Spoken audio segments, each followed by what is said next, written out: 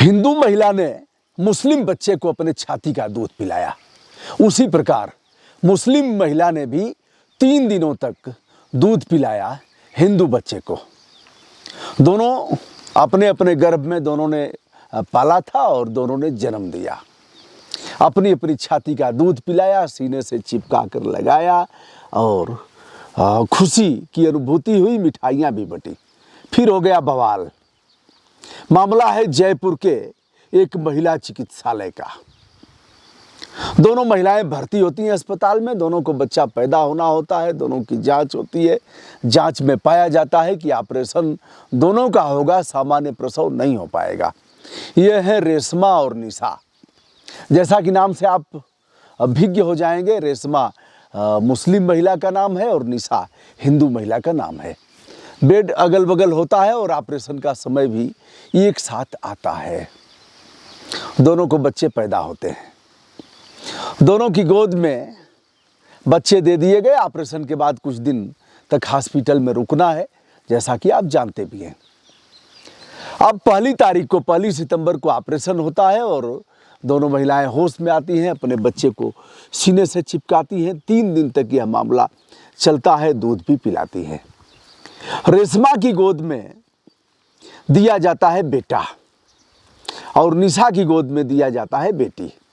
दोनों ने अपना अपना भाग्य मान लिया। रेशमा इसलिए खुश होती है कि उसको केवल बेटियां थी।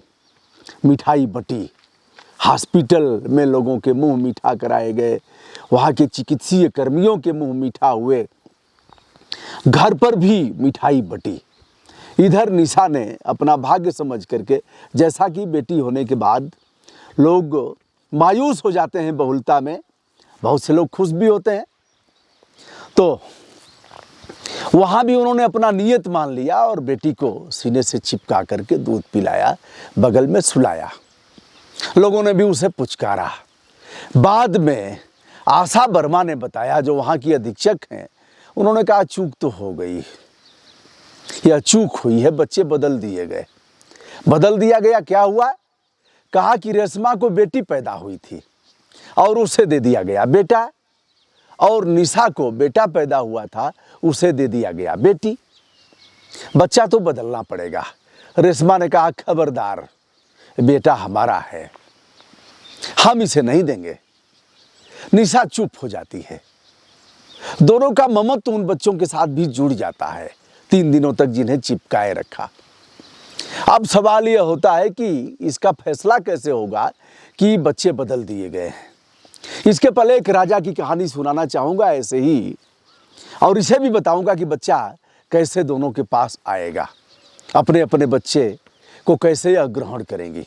रेशमा कह रही है कि हम नहीं लेंगे और यही हमारा बेटा है, बेटा ही पैदा हुआ है, हमें याद है, हमने बेटे को ही जन्म दिया है। निशा खामोश है। बवाल मचा हुआ है। अब इसके रास्ते निकाले जा रहे हैं। उसके पहले राजा साहब हमारे बीच आ जाते हैं। यह कहानी है कि 2 महिलाएं आपस में झगड़ गई। उसने कहा बेटा हमारा है, उसने कहा बेटा हमारा है। दोनों ने दावा किया। राजा के सामने संकट पैदा हुआ। मंत्रियों को बुलाया, किसी को कोई उपाय सूझ नहीं रहा था। अंत में एक उपाय तो आ ही गया।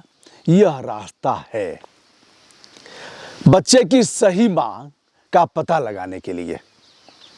राजा ने बच्चे को सुलाया, चमचमाती हुई तलवार मंगाया, दोनों माताओं को वहां बैठाया और कहा एक ही रास्ता है, बच्चे के होंगे 2 भाग और आधे आधे हम दे देंगे।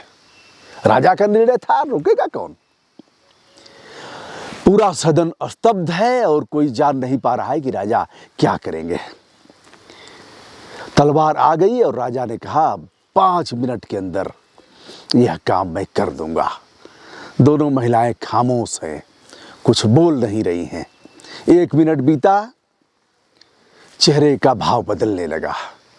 2 मिनट बीता, एक महिला के चेहरे का भाव बदलने लगा। वह मायूस होने लगी, खलबली मच गई, भीतर तक परेशान और हताश होने लगी।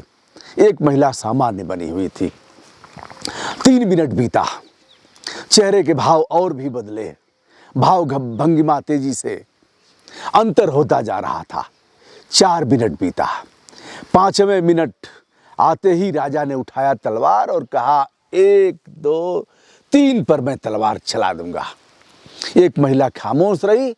एक महिला खड़ा होकर के चिल्लाना शुरू करती है, कहती है महाराज ऐसा मत करो, महाराज ऐसा मत करो, यह बच्चा इसी महिला को दे दो। मैं जानती हूं कि यह बच्चा हमारा है, लेकिन बच्चे को मैं मरते हुए इस तरह से उसका कत्लेआम नहीं देख सकती, इसलिए बच्चा जिंदा रहे, भले ही इसके पास रहे, मुझे कोई दिक्कत नहीं। महाराज यह बच्चा इस महिला को दे दिया जाए। महाराज ने तलवार रख दिया। अब आप बताइए महाराज ने क्या किया होगा। अब आप इसको बताइएगा, आप पर छोड़ता हूं। राजा ने क्या किया होगा। बच्चे की जान बच गई और बच्चा किसे दिया गया होगा। अब आते हैं मूल विषय पर। हम चलते हैं जयपुर, निशा और रेशमा के बीच। जिला प्रशासन एक्टिव हुआ, वहाँ के पुलिस अधीक्षक, वहाँ के डीएम एक्टिव हुए और तय हुआ कि मम्मी और पापा का ब्लड टेस्ट कराया जाएगा।